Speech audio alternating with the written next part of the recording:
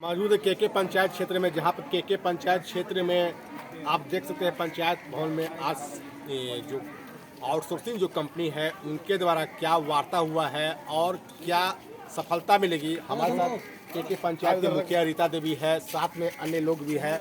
मुखिया जी, हम लोग बहुत उजड़ते हुए देखे हैं बचपन से, और कैसे बचाएंगे, क्या एग्रीमेंट हुआ है, क्या होने वाला, क्या बाकी है? सबसे पहले आप लोगों को नमस्कार।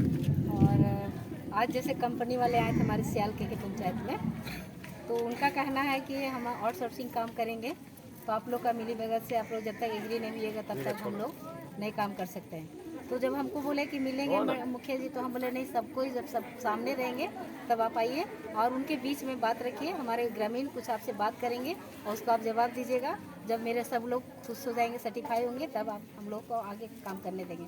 तो कुछ मेरे यहाँ का भाई लोग बात को रखे कि पहले पुनर्वास चाहिए, फिर रोजी रोजगार के में। तो लोग तो एग्री हुए हैं कि ठीक है, हम लोग आप लोग को तालमेल लेके ही चलेंगे। तो आश्वासन तो दिए हैं, लेकिन हम लोग नहीं, बहुत बड़ा बड़ा कंपनी देखे हैं कि आश्वासन तो देते हैं लेकिन करते नहीं हैं। इसलिए हम लोग को उनसे बात में केवल हल्का सर्टिफाई हुआ, लेकिन पूर्ण रूप से नहीं हुआ है।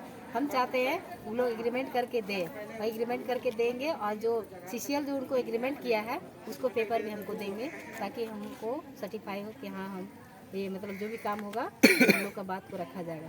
क्या विश्वास लगता है कि एग्रीमेंट से प्रबंध करेगा आप लोग का और मिलेगा घर?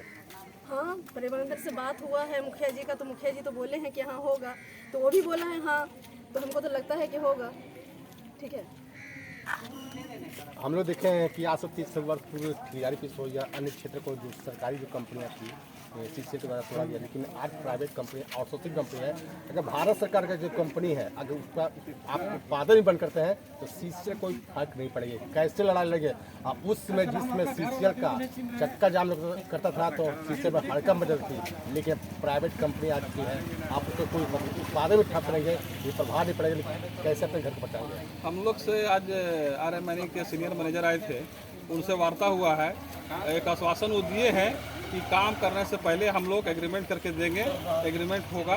पहले अभी सर्वे सिर्फ करने आए हैं वो लोग कि हम अपना एरिया देख रहे हैं, एरिया देखने के बाद पता करेंगे कि मेरा यहाँ कितना कोयला है और कितना कोयला नहीं है।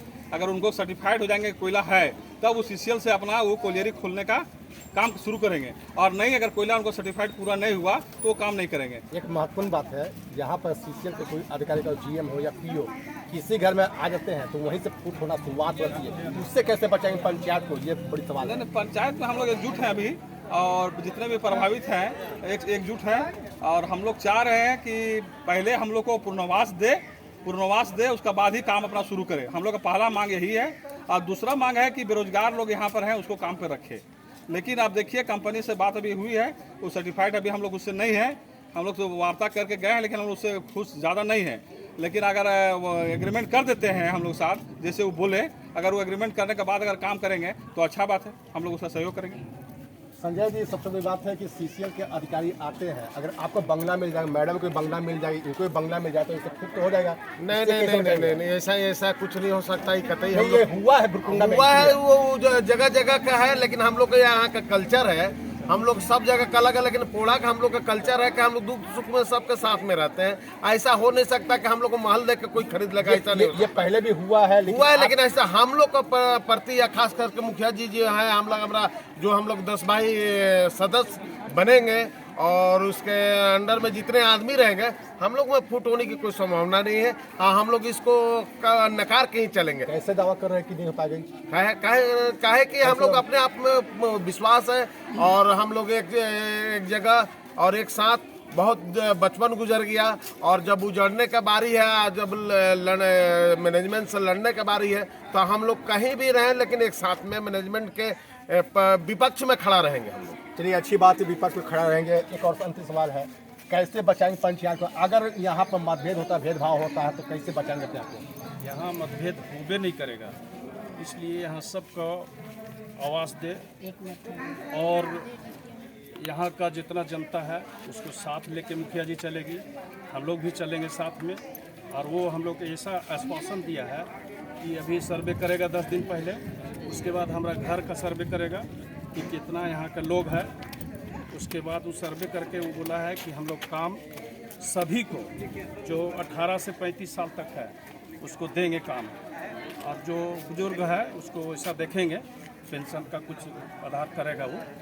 और बोला कि अगर हम लोग बोले कि अगर आप पलट जाइएगा, ऐसा ऐसा बहुत देखे हैं हम लोग कंपनी के, तो बोला हम लोग पलटेंगे नहीं। आपके पीछे लड़ाई लड़ा कौन, सांसद या विधायक, कौन लड़ाई लड़ा? कोई सांसद विधायक अभी नहीं लड़ रहा है, हम लोग पब्लिक यहाँ का मजदूर सब लड़ रहे हैं, अपना प्रभावित लोग लड़ रहे हैं, और मुखिया जी साथ में हैं, और यहाँ के हम लोग पब्लिक लोग साथ में हैं। हम लोग किसी पार्टी को नहीं और लाना कोई चाहते पार्टी सार्टी हैं। हम लोग किसी देखना पार्टी को नहीं लाना चाहते हैं। हम लोग आपस का अपना ग्रामीण है, हम लोग एक जगह का है। हम लोग चाहते हैं कि हम लोग का ही सॉल्व हो।